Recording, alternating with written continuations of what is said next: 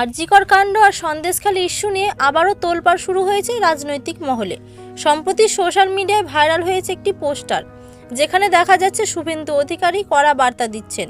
সেখানে দাবি করা হচ্ছে ক্ষমতায় এসে বড় অ্যাকশন নেওয়া হবে এবং আরজিকর ও সন্দেশখালী ইস্যুতে নতুন তদন্ত কমিশন গঠন করা হতে পারে।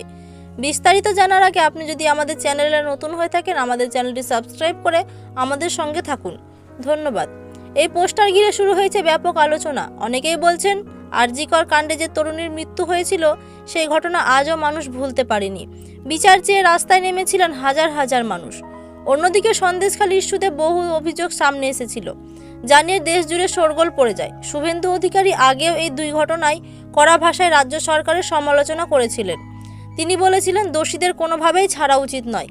তবে এখন ভাইরাল হওয়া এই পোস্টার নিয়ে অনেকের প্রশ্ন, সত্যি কি বড় কোনো পদক্ষেপ হতে চলেছে, নাকি এটা শুধুই রাজনৈতিক বার্তা? যদিও এখনও পর্যন্ত এই বিষয়ে কোনো অফিসিয়াল ঘোষণা সামনে আসেনি, কিন্তু সোশ্যাল মিডিয়ায় বিষয়টি নিয়ে জোর আলোচনা চলছে। আপনার কি মনে হয়, আরজিকর ও সন্দেশখালী ইস্যুতে সত্যিই নতুন করে বড় অ্যাকশন হওয়া উচিত? অবশ্যই কমেন্টে জানাবেন। ধন্যবাদ।